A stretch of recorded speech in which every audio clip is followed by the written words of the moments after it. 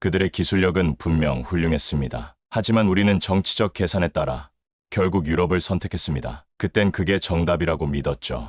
그리고 지금 우리는 뼈저리게 후회하고 있습니다. 왜 한국을 놓쳤는지, 왜 다시 그들을 찾을 수밖에 없었는지, 이제 그 이야기를 들려드리겠습니다. 사연 시작 전 구독과 좋아요로 한국 방산을 응원해주세요. 저는 폴란드 육군정보과 출신으로 지금은 국방부 산하방산협력부서에서 근무하고 있습니다. 현역 시절에는 K2 전차의 실전 성능 시험에 직접 참여했고 제대 이후에는 한국과의 방산협력 기획 업무를 맡았습니다. 그 누구보다 한국 무기의 기술력과 가능성을 믿었고 또 그들과의 신뢰가 어떤 가치를 가지는지 몸으로 체감한 사람이었습니다. 그래서였을 겁니다. 그 신뢰가 흔들리는 낌새를 저는 남들보다 훨씬 먼저 느낄 수밖에 없었습니다. 처음 한국 무기를 접했던 건 2019년이었습니다. 그때 저는 대위 계급으로 기갑부대에 근무하고 있었습니다. 노후화된 T-72 전차들이 고장나는 일이 잦아지면서 새로운 전차 도입이 시급한 상황이었죠. 독일의 레오파르트2, 미국의 M1A2 에이브람스,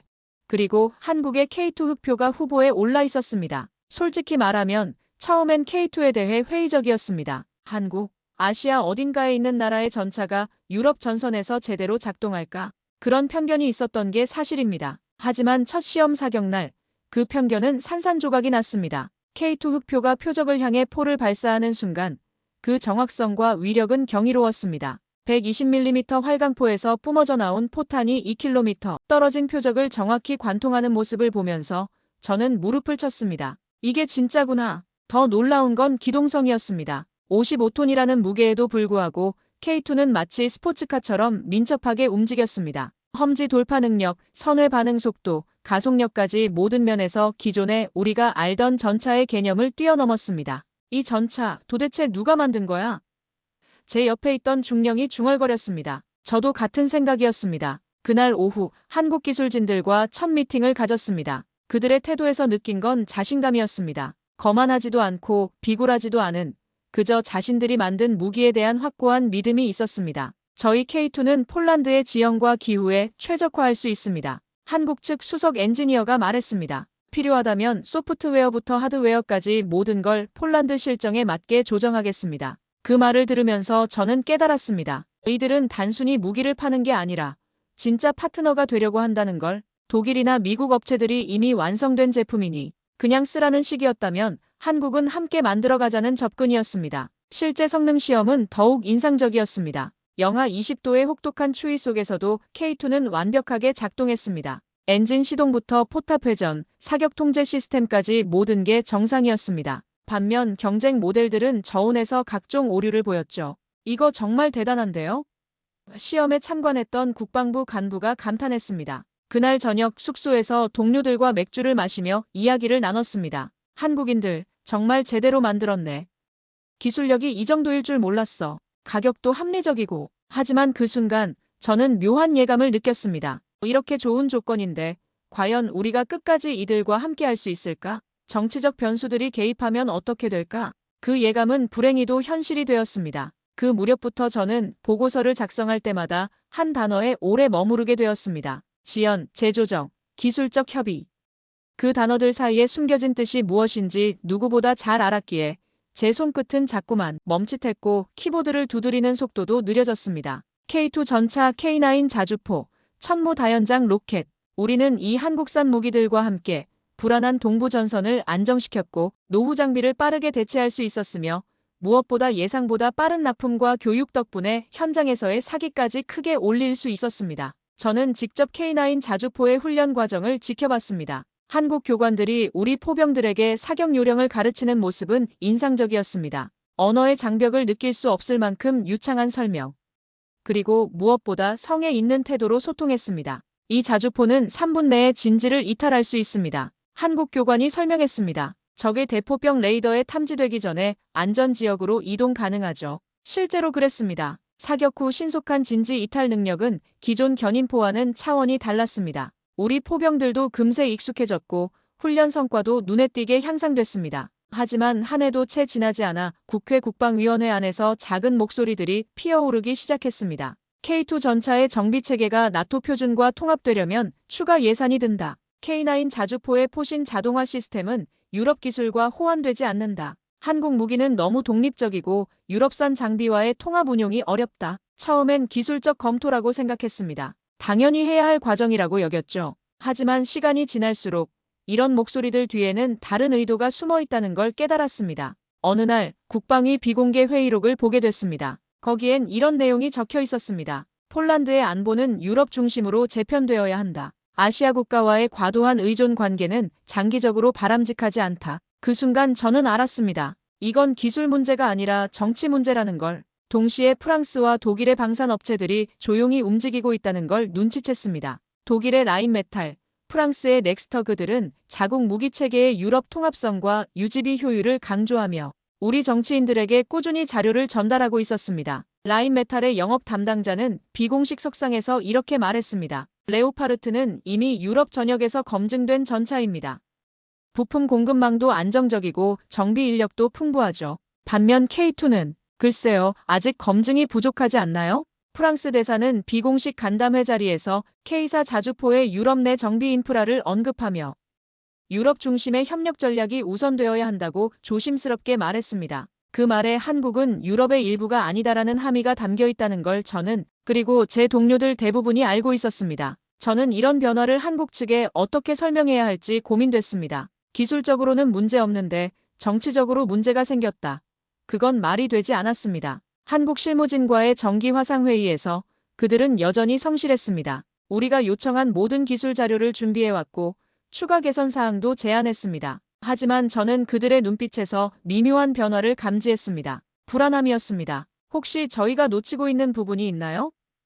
한국 측 프로젝트 매니저가 조심스럽게 물었습니다. 저는 잠시 말을 잇지 못했습니다. 뭐라고 대답해야 할까요? 기술은 완벽한데 정치가 문제다라고 할 수는 없었습니다. 아니요, 모든 게 순조롭게 진행되고 있습니다. 저는 거짓말을 했습니다. 그 순간 가슴 한편이 무거워졌습니다. 그리고 실제로 한국과의 협력 실무진은 점점 줄어들기 시작했습니다. 회의는 연기되었고 보고서 회신은 늦어졌으며 과거엔 밤에도 오가던 이메일들이 이제는 주말 이후 회신, 예전 같은 자동응답으로 바뀌어 있었습니다. 저는 매일 사무실에 출근하면서 생각했습니다. 우리가 지금 무엇을 잃어가고 있는 걸까? 단순히 무기 공급업체 하나를 바꾸는 게 아니라 신뢰라는 더 큰 자산을 잃어가고 있는 건 아닌 건지. 그 시점에서 한국 측이 먼저 협력 중단을 통보해오지는 않았습니다. 오히려 그들은 일정 조정과 기술 설명에 성실히 응답하고 있었고 필요한 서류도 제때 보내왔습니다. 하지만 저희 쪽 분위기는 그와 달랐습니다. 한 번은 국방부 내 비공식 회의에서 한 고위 간부가 이렇게 말했습니다. 우리가 유럽 중심으로 협력 방향을 전환할 필요가 있어. 한국은 기술력은 뛰어나지만 우리의 장기적인 안보 협력 구도와는 좀 맞지 않는 측면이 있어. 저는 아무 말도 하지 않았습니다. 하지만 가슴속 어딘가가 천천히 식어가는 기분이 들었습니다. 기술이 문제가 아니었습니다. 결국 문제는 한국은 유럽이 아니다라는 인식이었습니다. 그 말은 다시 말해 아무리 좋은 무기라도 정치적으로 불편하면 제외될 수 있다는 뜻이었습니다. 저는 그날 밤 혼자 사무실에 남아서 한국과의 협력 일지를 다시 읽어봤습니다. 초기 접촉부터 시작해서 기술 시연, 계약 체결, 교육 과정까지의 모든 기록이 거기 있었습니다. 특히 눈에 띈 건 한국 기술진들의 세심함이었습니다.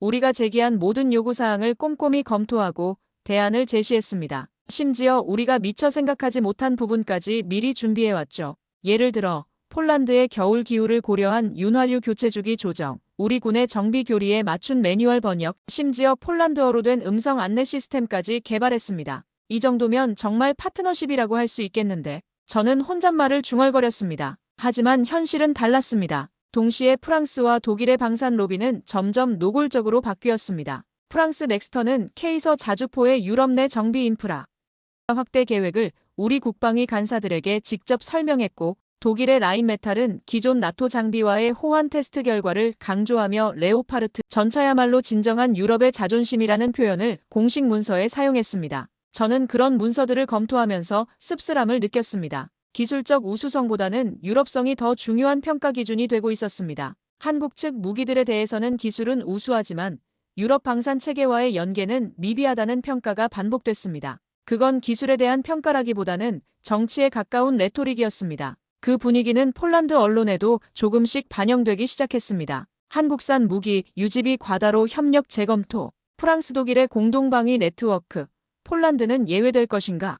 그런 기사들을 보면서 저는 분노보다는 안타까움을 느꼈습니다. 현장에서 직접 한국 무기의 성능을 확인한 사람으로서 이런 식의 논조가 얼마나 사실과 다른지 알고 있었기 때문입니다. 실제로 K2 전차는 훈련장에서 독일제 레오파르트보다 우수한 성능을 보였습니다. 특히 험지 돌파 능력과 정밀 사격 능력에서는 확실한 차이가 있었죠. K9 자주포도 마찬가지였습니다. 사격 정확도와 연사 속도에서 프랑스제 K설을 앞섰습니다. 하지만 이런 사실들은 점점 묻혀갔습니다. 대신 유럽 통합이라는 명분이 모든 걸 덮어버렸습니다. 극이 읽던 날, 저는 오랜만에 서울에 있는 한국 실무자 한 분에게 메일을 썼습니다. 아무 의전도 없는 아주 짧은 개인 메일이었습니다. 당분간 상황이 정리될 때까지 일정이 다소 늦춰질 수도 있습니다. 불편을 드린다면 죄송합니다. 그리고 한참 뒤 그 실무자로부터 이렇게 답장이 왔습니다. 이해합니다. 기다리는 건 익숙합니다. 처음부터 저희는 그렇게 시작했으니까요. 그 문장을 읽는 순간 저는 머리를 숙였습니다. 그들이 다시 실망하게 될까봐 저는 그날 책상에 앉은 채로 몇 번이나 보고서를 찢고 다시 썼습니다. 한국은 단순히 무기 공급업체가 아니었습니다. 그들은 진정한 파트너가 되려고 했던 사람들이었습니다. 그런데 우리는 그 손을 놓으려 하고 있었습니다. 저는 그날 밤 늦게까지 사무실에 남아서 생각했습니다. 군인으로서 그리고 한 사람으로서 과연 이게 옳은 선택인가? 그날은 금요일 저녁이었습니다.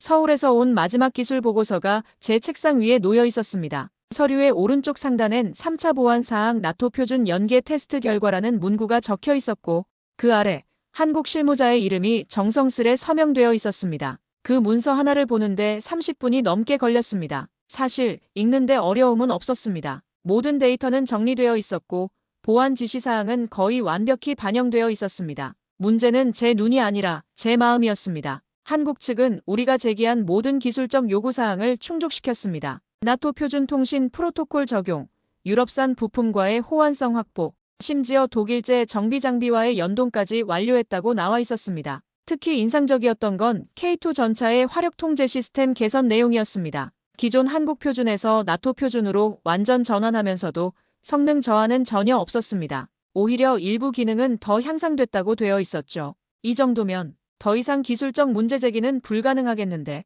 저는 중얼거렸습니다. 하지만 저는 알고 있었습니다. 이제 문제는 기술이 아니라는 걸, 정치적 결정이 이미 내려졌다는 걸. 보고서를 다 읽고도 저는 그대로 앉아 있었습니다. 문득 제 마음속에서 이런 소리가 들렸습니다. 이걸 그냥 보고만 있어도 되는 걸까? 처음엔 그저 군인의 입장이었습니다. 정해진 임무 상부의 결정, 기계적인 보고. 저는 누군가의 명령을 따르며 살아온 사람입니다. 하지만 지금 제 손에 있는 이 서류는 단순한 보고서가 아니라 신뢰에 대한 답장이었습니다. 그들이 아직 포기하지 않았다는 걸 보여주는 작은 증거. 상대방은 기다리고 있었고 우리의 조그만 결정 하나가 그 신뢰를 완전히 무너뜨릴 수도 있었습니다. 저는 자리에서 천천히 일어났습니다. 창밖으로는 어둑해진 바르샤바 하늘이 보였습니다. 시계는 오후 7시를 가리키고 있었고 사무실은 이미 대부분 퇴근한 뒤였습니다. 그 순간 저는 결심했습니다. 적어도 한 번은 제 목소리를 내보자고. 다음 주 월요일 정기방산협력회의가 있었습니다.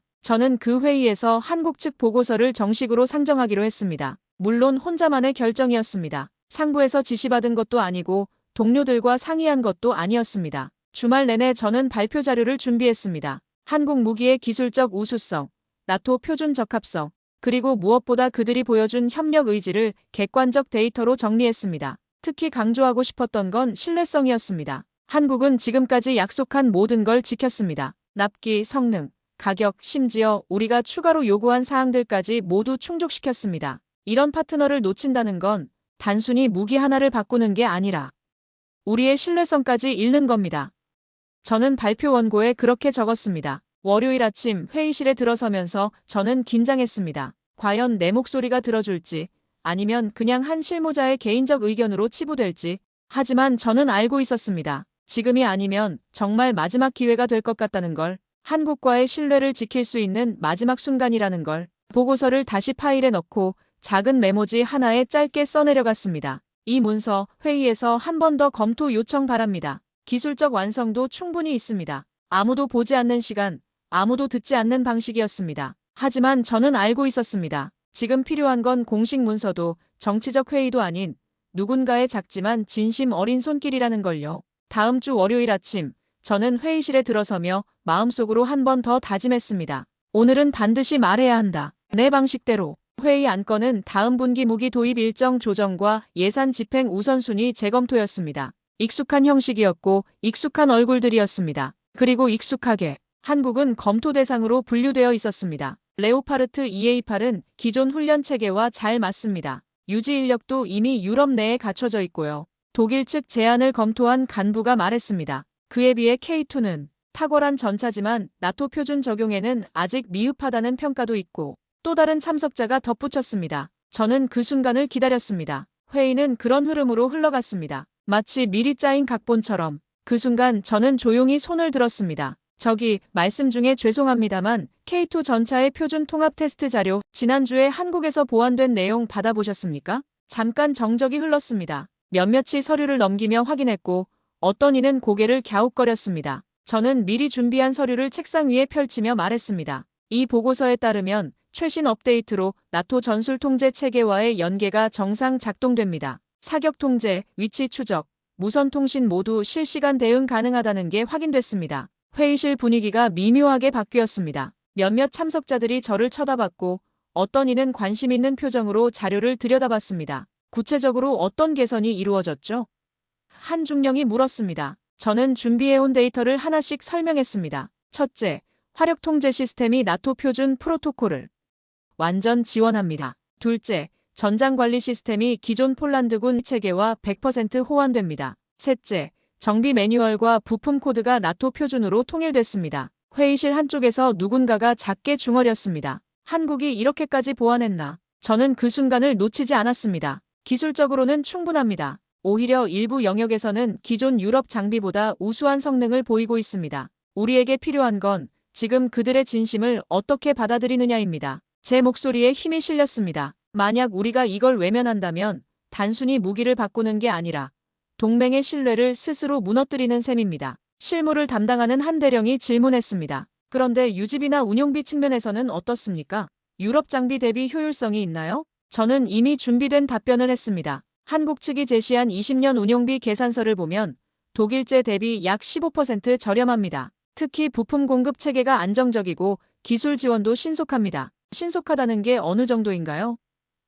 또 다른 질문이 이어졌습니다. 예를 들어 엔진 부품 교체가 필요할 때 독일은 평균 6에서 8주가 소요되는데 한국은 2, 3주 내 공급 가능합니다. 기술진 파견도 72시간 내 이루어집니다. 회의는 예상보다 길어졌습니다. 하지만 저는 그것만으로도 성과라고 생각했습니다. 적어도 오늘은 한국에 대한 진지한 논의가 이루어졌으니까요. 결론은 단순한 보류가 아닌 추가 검토 후 유보 결정이 내려졌습니다. 누군가는 이렇게 말할지도 모릅니다. 결정 난 것도 아닌데 뭐가 바뀌었느냐고. 하지만 저는 알고 있었습니다. 오늘 그 자리에서 처음으로 누군가가 한국 측 자료를 진지하게 읽기 시작했다는 것. 그것만으로도 작은 균열이 생긴 것입니다. 회의가 끝나고 나오는 길에 한 간부가 저에게 다가왔습니다. 자료 잘 봤습니다. 한국 쪽이 이렇게 성실하게 대응하고 있는 줄 몰랐네요. 저는 고개를 숙이며 답했습니다. 그들은 처음부터 그랬습니다. 다만 우리가 제대로 보지 않았을 뿐이죠. 그리고 저는 그 작은 균열이 신뢰 회복의 시작이 되기를 조용히 바라고 있었습니다. 며칠 뒤 복도에서 한 간부와 마주쳤습니다. 그는 평소엔 저에게 별다른 관심도 없던 사람이었습니다. 무표정한 얼굴, 간결한 말투, 정무형이라 불리는 부류였지요. 그가 저를 보고 걸음을 멈추더니 조용히 말했습니다. 회의 때 당신 말 인상 깊었소. 저는 무심코 고개를 숙이며 인사했습니다. 감사합니다. 그냥 해야 할 말이라 생각했습니다. 그는 주위를 살피더니 낮은 목소리로 덧붙였습니다. 국방부 대외협력국에서 실무회의 하나 열리는데 자네처럼 한국 건 알고 있는 사람이 하나쯤 있어야 하지 않겠나. 비공식이긴 한데 참석해보겠나? 저는 잠시 생각하다가 고개를 끄덕였습니다. 기꺼이요. 그 순간 저는 알 수 있었습니다. 조직은 겉으론 변하지 않은 듯 보여도 보이지 않는 곳에서 조금씩 균열이 생기고 있다는 걸. 사실 그 간부는 바르바라 코발스키 대령이었습니다. 국방부 정책기획실에서 20년 넘게 근무한 베테랑이었죠. 그는 냉전 시대부터 폴란드의 안보 정책을 다뤄온 사람이었고 특히 동맹국과의 관계에서는 실용주의를 추구하기로 유명했습니다. 젊은 친구, 정치와 현실을 구분할 줄 아는 군인이 드물어. 그가 저에게 한 말이었습니다. 대부분은 위에서 시키는 대로만 하거나 아니면 감정적으로 반발하거나 둘 중 하나지. 근데 자네는 데이터로 말하더군. 며칠 뒤 저는 그 비공식 실무회의에 참석했습니다. 회의실 안에는 국방부 정책실 인원 몇 명, 외교부 연락관, 그리고 예상치 못했던 사람 하나가 앉아 있었습니다. 대통령실 방산전략자문관. 그는 말이 없었지만 메모지에 무엇인가를 계속 적고 있었습니다. 회의 주제는 다변화된 방산 협력 전략의 필요성이었습니다. 공식적으로는 그랬지만 실제로는 한국과의 관계 재정립에 대한 논의였습니다. 코발스키 대령이 먼저 입을 열었습니다. 현재 유럽 중심 전략의 한계점을 짚고 넘어가야 할 것 같습니다. 독일과 프랑스의 방산업체들이 제시하는 조건들을 보면 과연 우리에게 유리한지 의문입니다. 외교부 연락관이 자료를 펼치며 말했습니다. 독일 라인메탈의 레오파르트 제안을 보면 기술 이전은 제한적이고 가격은 예상보다 높습니다. 반면 한국의 K2는 기술 이전에 적극적이고 현지 생산까지 고려하고 있죠. 저는 자연스럽게 말을 이었습니다. 특히 엔진과 변속기 기술의 경우 한국은 완전한 기술 이전을 약속했습니다. 대통령실 자문관이 처음으로 고개를 들었습니다. 구체적으로 어느 정도의 기술 이전인가요? 저는 미리 준비한 자료를 꺼냈습니다. 도면 제공, 생산 기술 교육, 심지어 개량 개발에도 참여할 수 있도록 하겠다는 제안이 있었습니다. 이는 독일이나 프랑스에서는 절대 불가능한 조건입니다. 흥미롭군요. 자문관이 메모를 적으며 말했습니다. 회의는 예상보다 짧고 조용하게 끝났습니다. 하지만 분위기는 달랐습니다. 처음으로 한국에 대한 긍정적 검토가 공식적으로 거론됐습니다. 회의가 끝난 뒤 저는 한 외교부 직원에게 조용히 말을 걸었습니다. 혹시 한국 쪽과 다시 접촉할 가능성이 있을까요? 그는 의미심장한 미소를 지으며 말했습니다. 글쎄요.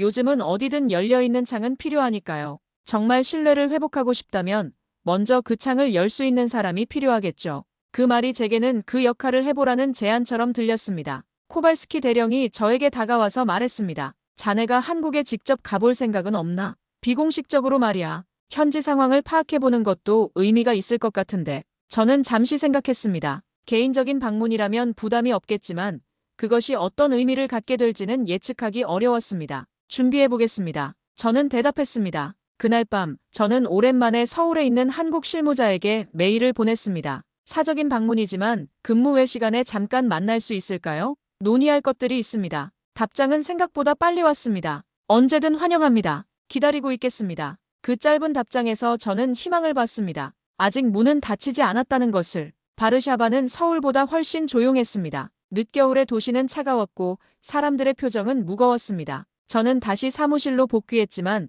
마치 몇 달간 다른 세계를 다녀온 사람처럼 책상 위의 서류들이 낯설게 느껴졌습니다. 한국에서 보았던 그 차분하고 준비된 태도, 기술 이상의 신뢰를 품고 있었던 그들의 시선이 자꾸만 떠올랐습니다. 그리고 그런 감정은 회의 시간마다 더욱 선명해졌습니다. 지금은 유럽 중심의 전략을 재정비해야 할 시기입니다. 독일, 프랑스와의 공동 개발건도 재검토에 들어갔습니다. 한국과의 협력은 너무 단기적입니다. 지속 가능성을 고려해야죠. 그 말들 속에는 실제 검토보다 더 많은 정치가 담겨 있었습니다. 결국 우리는 돌아올 수밖에 없었습니다. 시간도 예산도 쏟아부었고 유럽의 명성을 믿었습니다. 독일과 프랑스를 선택했던 그 순간은 정치적으로는 올바른 선택이라 평가받았습니다. 그런데 그 다음이 문제였습니다. 우리는 한국 기술을 유럽 프로젝트에 이식하려 했습니다. K2 전차의 동력 모듈, K9 자주포의 발사 시스템, 천무의 정밀 유도 소프트웨어 일부까지 일부 의원들은 이제 유럽의 자산으로 편입됐다고 자랑했죠.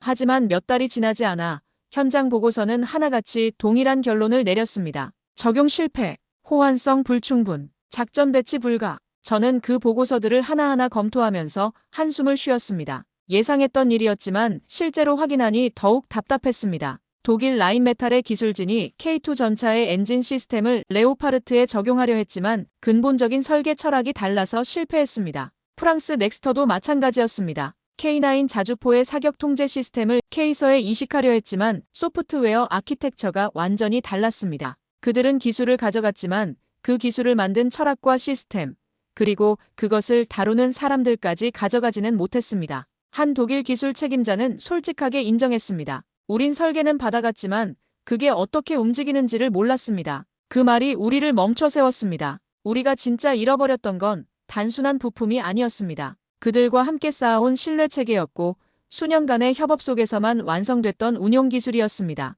더욱 뼈아픈 건 시간이었습니다. 유럽 업체들과의 재협상, 기술 적용 실패, 다시 원점으로 돌아가는 과정에서 많은 시간이 흘렀습니다. 그 사이 러시아의 위협은 더욱 커졌고 우리의 노후 장비는 더욱 낡아갔습니다. 국방위원회에서는 책임론이 제기됐습니다. 왜 검증되지 않은 기술 이식을 시도했느냐? 애초에 한국과의 협력을 중단한 게 잘못이었다. 저는 그런 논의들을 지켜보면서 씁쓸함을 느꼈습니다. 지금 와서 책임을 묻는다고 해서 잃어버린 시간이 돌아오는 건 아니었으니까요. 그 순간 다시 문을 두드릴 곳은 하나뿐이었습니다. 정치가 등을 돌려도 언론이 비난을 해도 그들은 조용히 기다렸습니다. 아니, 기다리지도 않았습니다. 그저 그 자리에 준비된 상태로 여전히 있었습니다. 저는 그날 밤 오랜만에 서울로 메일을 보냈습니다. 공식적인 것도 거창한 것도 아닌 그저 한 사람의 진심을 담은 짧은 메시지였습니다. 다시 이야기할 수 있을까요? 결국 우리는 돌아올 수밖에 없었습니다. 시간도 예산도 쏟아부었고 유럽의 명성을 믿었습니다. 독일과 프랑스를 선택했던 그 순간은 정치적으로는 올바른 선택이라 평가받았습니다. 우리는 한국 기술을 유럽 프로젝트에 이식했습니다. K2 전차의 동력 모듈, K9 자주포의 발사 시스템, 천무의 정밀 유도 소프트웨어 일부까지. 의원들은 이제 유럽의 자산으로 편입됐다고 자랑했죠. 하지만 몇 달이 지나지 않아 현장 보고서는 하나같이 동일한 결론을 내렸습니다. 한 독일 기술 책임자는 말했습니다. 우린 설계는 받아갔지만 그게 어떻게 움직이는지를 몰랐습니다. 그 말이 우리를 멈춰 세웠습니다. 우리가 진짜 잃어버렸던 건 단순한 부품이 아니었습니다. 그들과 함께 쌓아온 신뢰 체계였고 수년간의 협업 속에서만 완성됐던 운용 기술이었습니다. 시간도 문제였습니다. 그 사이 동부 전선의 위협은 더욱 커졌고 우리 장비는 더욱 노후화됐습니다. 예산 낭비, 시간 지연, 안보 공백까지 모든 게 우리 잘못이었습니다. 그 순간 다시 문을 두드릴 곳은 하나뿐이었습니다. 정치가 등을 돌려도 언론이 비난을 해도 그들은 조용히 기다렸습니다. 그저 그 자리에 준비된 상태로 여전히 있었습니다. 우리가 그 문을 다시 열었을 때 마치 아무 일도 없었던 것처럼 그들은 우리를 맞아주었습니다. 다시 K2를 도입합니다. K9의 후속 개량형도 협의 중입니다. 이번엔 기술 이전 조건 없이 완제품 기준으로 계약합니다. 우리가 그렇게 요청했습니다. 왜냐하면 이제 알았기 때문입니다. 진짜 기술은 단순히 설계도나 부품이 아니라는 걸, 그것을 만들어낸 철학과 그것을 다루는 사람들과 그리고 그 모든 것을 뒷받침하는 신뢰라는 걸, 이것이 우리가 한국을 다시 찾게 된 이유입니다. 이유는 단순합니다. 실전에서 증명된 기술, 한 번도 흔들리지 않은 신뢰, 그리고 마지막까지 준비되어 있었던 그들이 최고였기 때문입니다. 저는 지금도 부끄러운 마음을 감출 수 없습니다. 군인으로서 그리고 폴란드 국민의 한 사람으로서 우리가 얼마나 어리석었는지 뼈저리게 느끼고 있습니다. 우리는 한국을 과소평가했습니다. 아시아의 작은 나라, 우리보다 늦게 민주화된 나라, 분단된 나라. 그런 편견 속에서 그들의 진짜 실력을 보지 못했습니다. 하지만 현실은 달랐습니다. 한국은 우리가 생각했던 것보다 훨씬 앞서 있었습니다.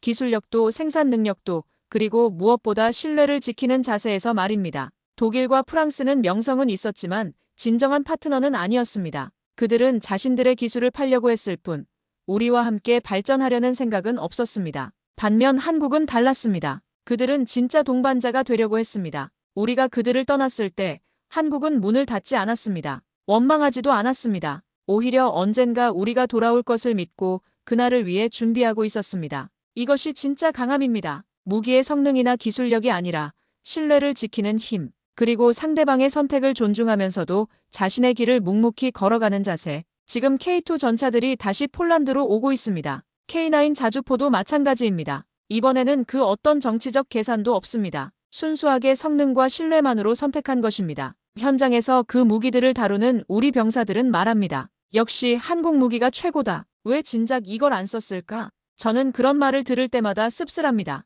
우리가 착각했던 시간을, 그리고 그 시간 동안 쌓을 수 있었던 더 깊은 신뢰를 생각하면 말입니다. 하지만 늦었다고 생각할 때가 가장 빠른 때라는 말처럼 지금이라도 우리가 제대로 된 선택을 해서 다행입니다.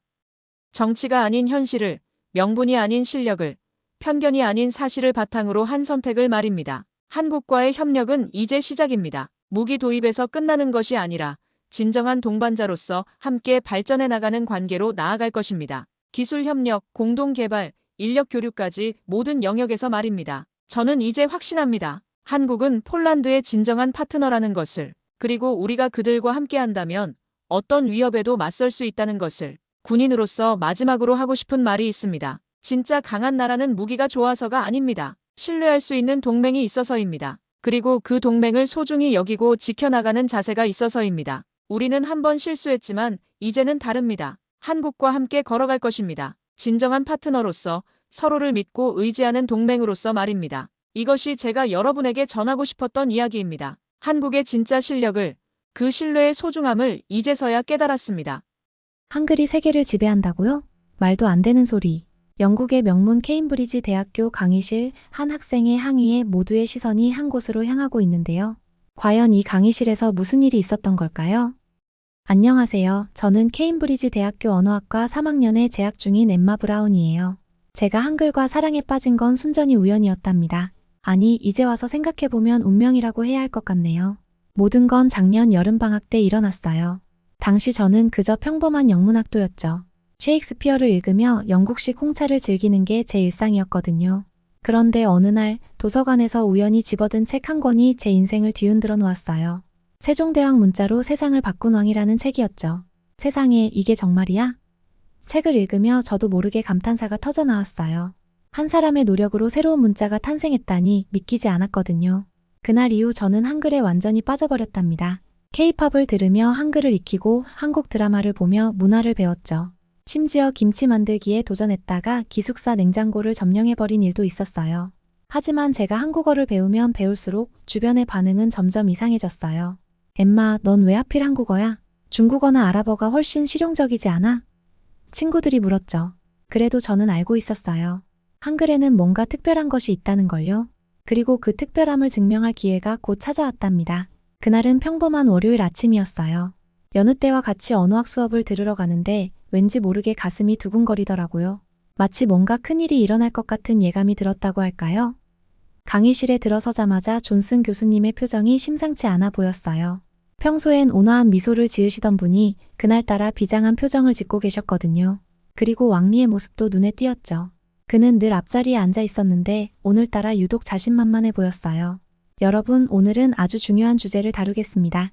교수님의 목소리가 강의실에 울려 퍼졌어요. 그 순간 모든 학생들의 시선이 일제히 앞으로 쏠렸죠. 2050년이 되면 지구상의 언어 90%가 사라질 겁니다. 순간 강의실이 얼어붙는 것 같았어요. 하지만 더 놀라운 사실은 한국어가 세계 5대 언어로 부상할 거라는 겁니다.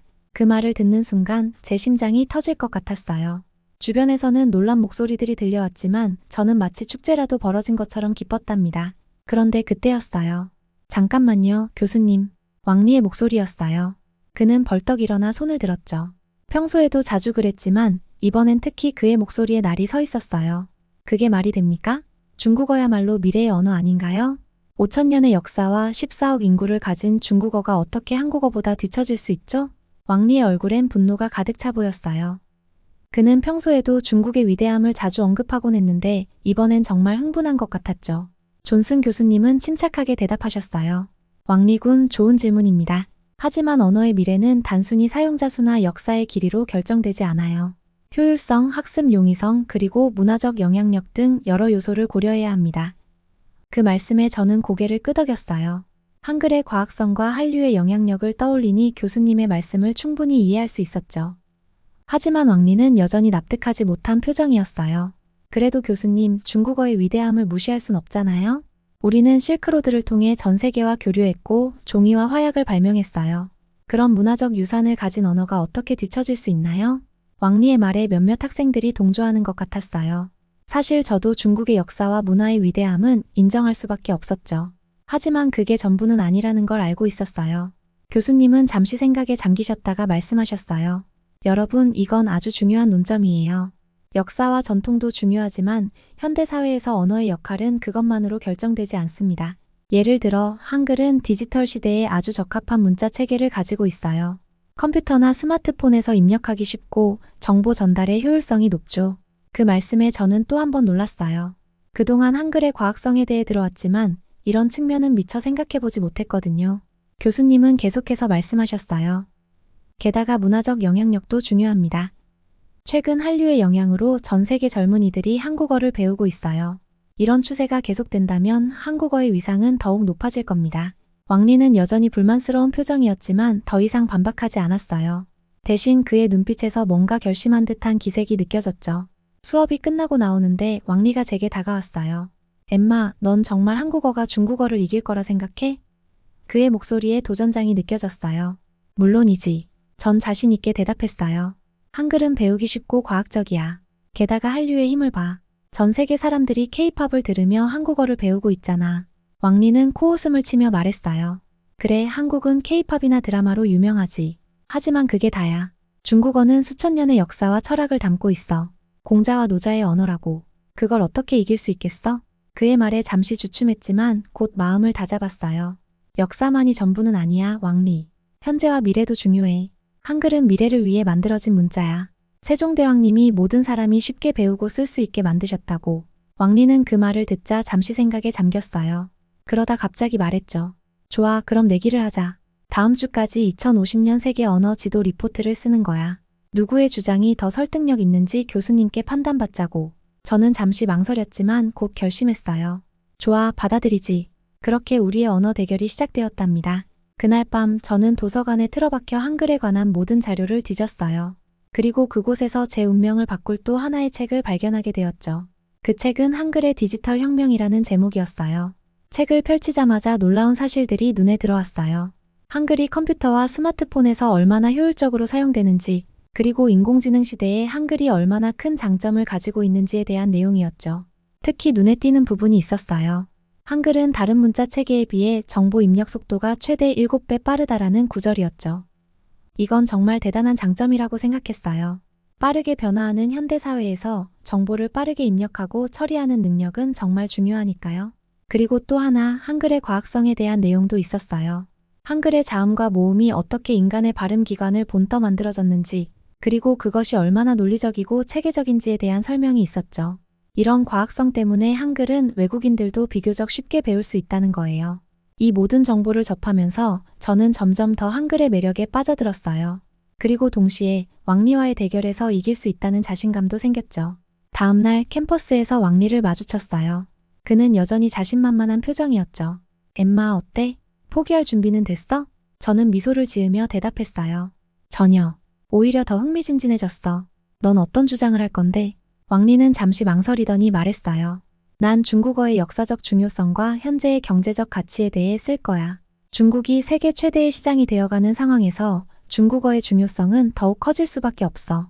그의 말에 일리가 있다고 생각했어요. 하지만 저에겐 더 강력한 무기가 있었죠. 그래, 그건 중요한 포인트야. 하지만 난 미래에 초점을 맞출 거야. 디지털 시대, 그리고 그 이후의 시대에 한글이 얼마나 적합한지에 대해 쓸 거거든. 왕리의 표정이 살짝 흔들렸어요.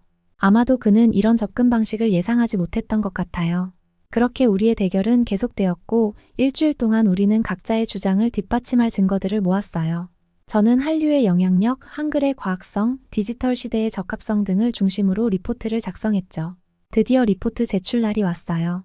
존슨 교수님은 우리의 리포트를 꼼꼼히 읽어보셨고 일주일 후에 결과를 발표하겠다고 하셨죠.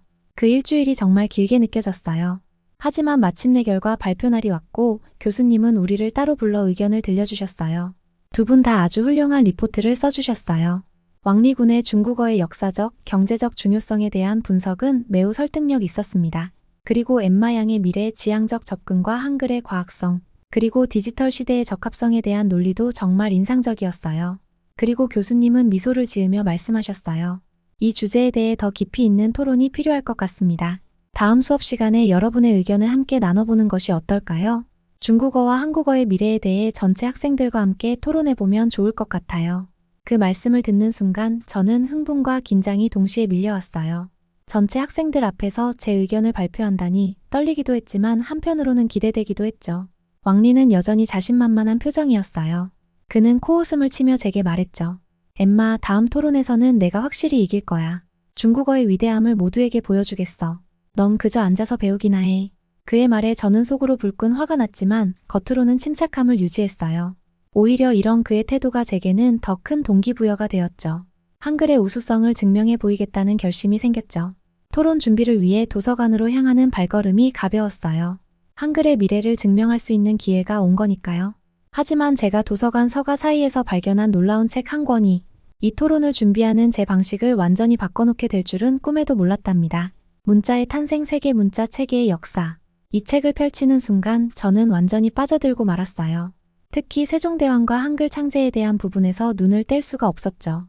세종대왕은 단순히 새로운 문자를 만든 것이 아니라 인간의 발음 기관을 과학적으로 분석하여 그에 맞는 문자 체계를 고안해냈다. 이 구절을 읽는 순간 소름이 돋았어요. 15세기에 이런 과학적인 접근을 했다니 정말 놀라웠죠. 그리고 바로 다음 장에서 알파벳의 역사를 다루고 있었어요.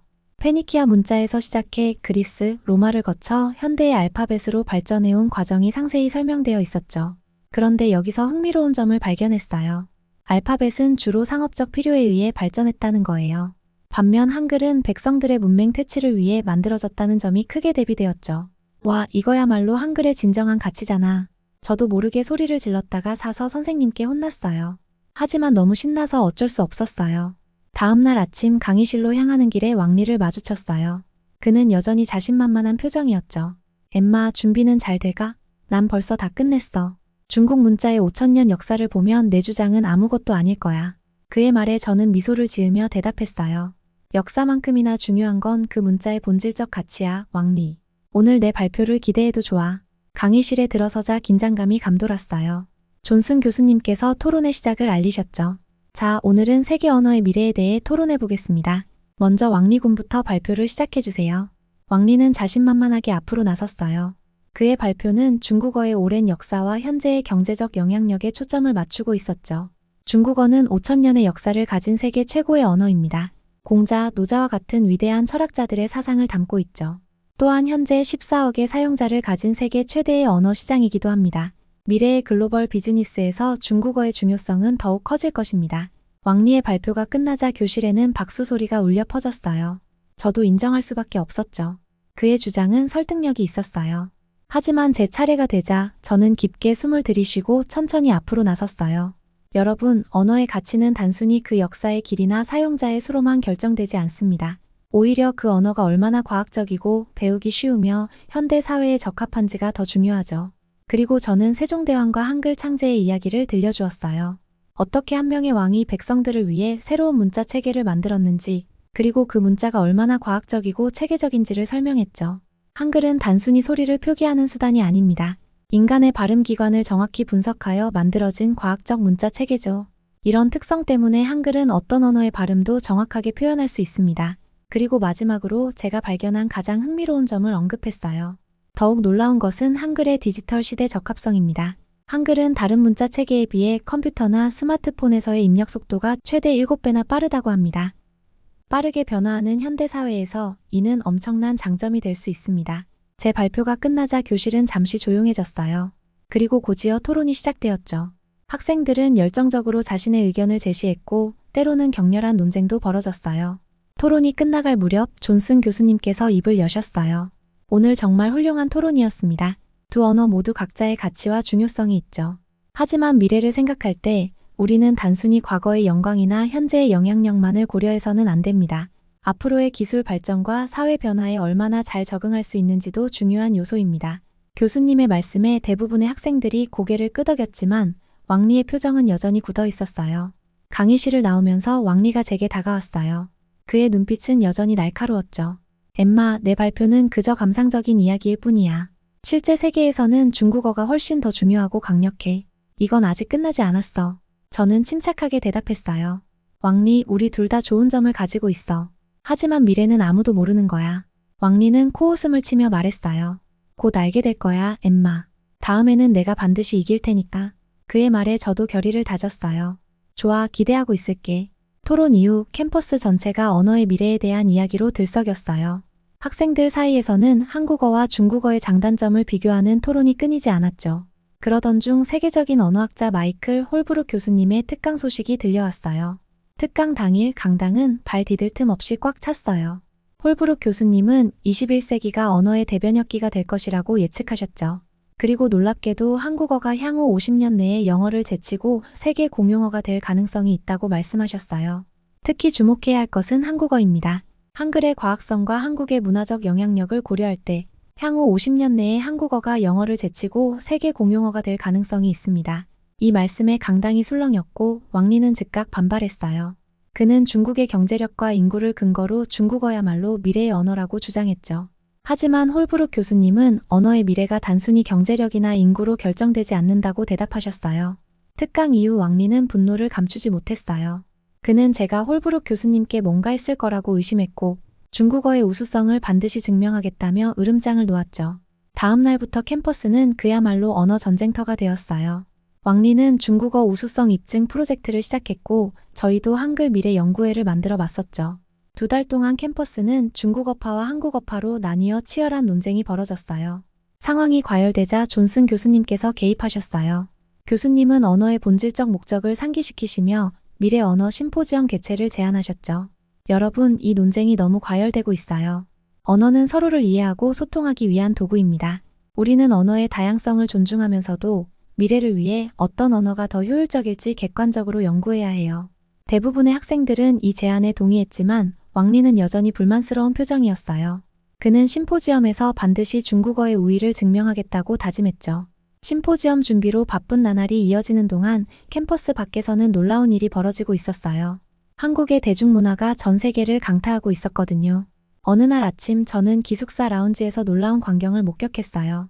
평소엔 조용하던 그곳이 K-팝 음악으로 가득 차 있었죠. 여러 나라에서 온 학생들이 한국 아이돌의 춤을 따라 추고 있었어요. 그중 한 학생이 제게 다가와 물었어요. 혹시 한국어 좀 가르쳐 줄 수 있어? BTS의 노래 가사를 이해하고 싶어서. 이런 광경은 비단 우리 학교뿐만이 아니었어요. 전 세계적으로 한국어 학습 열풍이 불고 있다는 뉴스가 연일 보도되고 있었죠. CNN에서는 미국의 고등교육기관에서 한국어 수강생이 급증하고 있다고 보도했어요. 2002년 5,211명이던 수강생이 2016년에는 14,000명으로 늘어났다는 거예요. 특히 놀라웠던 건 글로벌 언어학습 앱 듀오링고의 통계였어요. 하지만 이게 끝이 아니었죠. 한국어가 앱에서 7번째로 많이 학습된 언어로 나타났대요. 심지어 한국어 과목을 새로 개설하자마자 20만 명이나 되는 수강생이 몰렸다고 해요. 이런 소식을 접할 때마다 가슴이 뛰었어요. 제가 주장해온 한글의 미래가 현실이 되어가고 있다는 느낌이 들었거든요. 하지만 왕리의 반응은 달랐어요. 그는 이런 현상을 일시적인 유행일 뿐이라며 일축했죠. K-팝이나 드라마는 그저 표면적인 인기일 뿐이야. 진정한 언어의 가치는 그 깊이에 있는 거라고. 그의 말에 저는 반박했어요. 문화야말로 언어를 배우는 가장 강력한 동기가 될 수 있어. 사람들이 즐기면서 자연스럽게 언어를 익히는 거야. 우리의 논쟁은 점점 더 치열해졌어요. 하지만 이번에는 제가 더 자신감 있었죠. 현실이 제 주장을 뒷받침하고 있었으니까요. 그러던 어느 날 존슨 교수님께서 흥미로운 제안을 하셨어요. 여러분, 이론적인 논쟁도 좋지만 실제로 한국어와 중국어가 어떻게 사용되고 있는지 살펴보는 것도 중요합니다. 이번 주말에 현지 조사를 해보는 건 어떨까요? 차이나타운과 코리아타운을 방문해서 각 언어의 사용 실태를 관찰해보는 거예요. 이 제안에 모두가 흥미를 보였어요. 왕리조차도 이 아이디어에 동의했죠. 주말이 되자 우리는 두 팀으로 나뉘어 현장 조사에 나섰어요. 저는 코리아타운 팀에 합류했고 왕리는 당연히 차이나타운 팀을 이끌었죠. 코리아타운에 도착하자마자 저는 놀라지 않을 수 없었어요. 거리 곳곳에서 한글 간판이 눈에 띄었고 다양한 국적의 사람들이 한국 음식을 즐기고 있었어요. 특히 한 카페에서는 외국인들이 한국어로 대화를 나누는 모습도 볼 수 있었죠.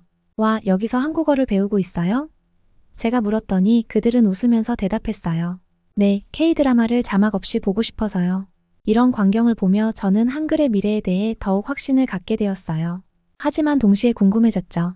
과연 차이나타운에서는 어떤 모습이 펼쳐지고 있을까? 그날 밤 양쪽 팀이 모여 조사 결과를 공유했어요. 차이나타운 팀의 보고를 들으며 저는 중국어의 영향력도 무시할 수 없다는 걸 인정할 수밖에 없었죠. 하지만 동시에 한류의 힘이 얼마나 강력한지도 다시 한번 확인할 수 있었어요. 이번 현장 조사로 우리 모두가 언어의 실제 사용에 대해 새로운 시각을 갖게 되었어요. 하지만 왕리는 여전히 자신의 입장을 고수했죠. 왕리의 굳은 표정을 보며 저는 한숨을 내쉬었어요. 그의 고집스러운 태도는 변하지 않았고 우리의 의견 차이는 여전히 컸죠. 현장 조사를 마치고 돌아오는 길에 저는 복잡한 감정에 휩싸였어요. 한류의 힘을 직접 목격하며 한글의 미래에 대해 더욱 큰 희망을 품게 되었지만 동시에 왕리와의 대립이 깊어지는 것 같아 마음이 무거웠거든요. 캠퍼스로 돌아오는 버스 안에서 저는 창밖을 바라보며 생각에 잠겼어요. 코리아타운에서 본 활기찬 모습들, 한국어를 배우려는 외국인들의 열정, 그리고 K-팝과 한국 드라마의 인기. 이 모든 것이 한글의 밝은 미래를 보여주는 것 같았어요. 하지만 동시에 차이나타운의 모습도 떠올랐죠. 오랜 역사와 전통이 느껴지는 거리, 중국어로 활발하게 대화를 나누는 사람들. 중국어의 영향력 역시 무시할 수 없다는 걸 인정할 수밖에 없었어요. 버스가 캠퍼스에 도착했을 때 저는 결심했어요. 앞으로의 심포지엄 준비에 더욱 열심히 임해야겠다고요. 한글의 우수성을 객관적으로 입증할 수 있는 더 많은 자료를 수집하고 더 설득력 있는 주장을 준비해야겠다고 생각했죠. 그날 밤 도서관에서 늦게까지 공부하며 저는 다짐했어요. 언어의 가치는 단순히 사용자 수나 역사의 길이로만 결정되는 게 아니라는 걸, 그리고 한글이 가진 과학성과 효율성이 미래 사회에 얼마나 중요한지를 반드시 증명해 보이겠다고요. 심포지엄이 다가올수록 캠퍼스는 더욱 열기를 띠었어요. 저는 한글의 우수성을 입증할 더 강력한 증거를 찾기 위해 도서관에서 밤을 새우곤 했죠. 그러던 어느 날 흥미로운 연구 결과를 발견했어요. 각국의 한국어 학습 동기라는 제목의 논문이었어요. 이 논문은 전 세계 여러 나라에서 사람들이 왜 한국어를 배우는지 조사한 내용을 담고 있었죠. 태국에서는 한국 드라마를 자막 없이 이해하고 싶어서 한국어를 배우는 사람들이 늘고 있다고 했어요.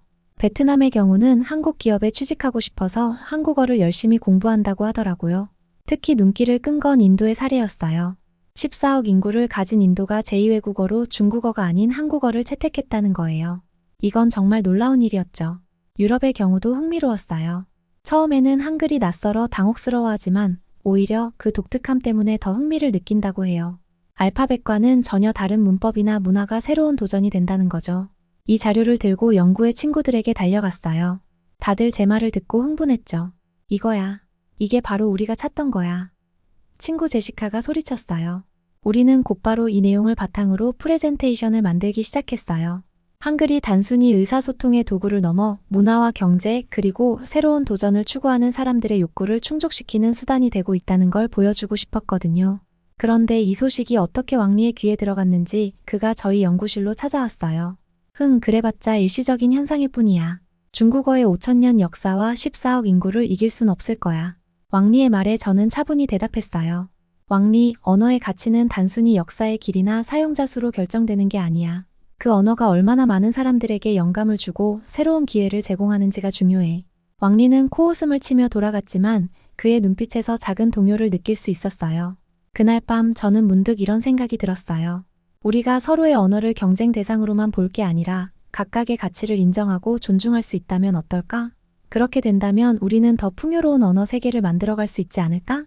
이런 생각을 하며 저는 심포지엄에서 한글의 우수성뿐만 아니라 언어의 다양성이 가진 가치도 함께 이야기해야겠다고 마음먹었어요.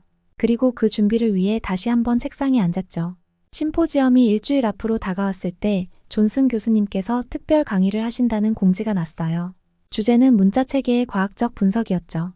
저는 이 강의가 제 주장에 큰 도움이 될 거라 생각하고 첫 줄에 자리 잡았어요.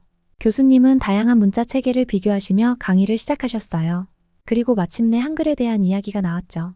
한글은 세계 문자 체계 중 가장 과학적으로 설계된 문자입니다. 자음은 발음기관의 모양을 본떠 만들었고, 모음은 하늘, 땅, 사람을 상징하는 점과 선의 조합으로 이루어져 있죠. 교수님의 설명을 들으며 저는 그동안 미처 몰랐던 한글의 깊이를 새삼 깨달았어요. 특히 놀라웠던 건 한글의 제작 원리에 대한 설명이었어요. 훈민정음 해례본을 보면 한글이 얼마나 체계적으로 만들어졌는지 알 수 있습니다. 각 글자의 제작 원리가 상세히 설명되어 있죠. 이는 다른 문자 체계에서는 찾아보기 힘든 특징입니다. 강의가 끝나고 나오면서 저는 흥분을 감출 수 없었어요. 이건 정말 강력한 논거가 될 수 있을 것 같았거든요. 하지만 그때 왕리가 다가왔어요.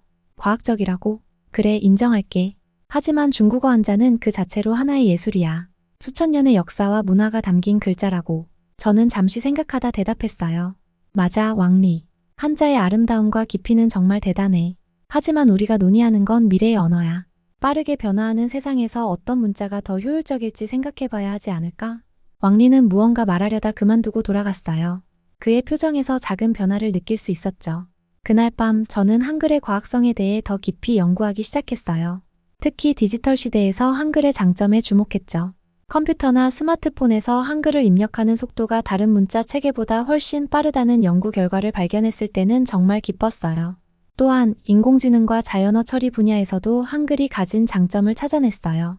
한글의 체계적인 구조가 기계 학습에 매우 적합하다는 내용이었죠.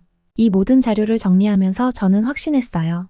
한글은 단순히 대한민국의 문자가 아니라 전 세계가 주목해야 할 미래 지향적 문자 체계라는 걸요. 하지만 동시에 마음 한켠에서는 작은 걱정이 들었어요. 과연 이런 주장이 다른 언어를 무시하는 것은 아닐까?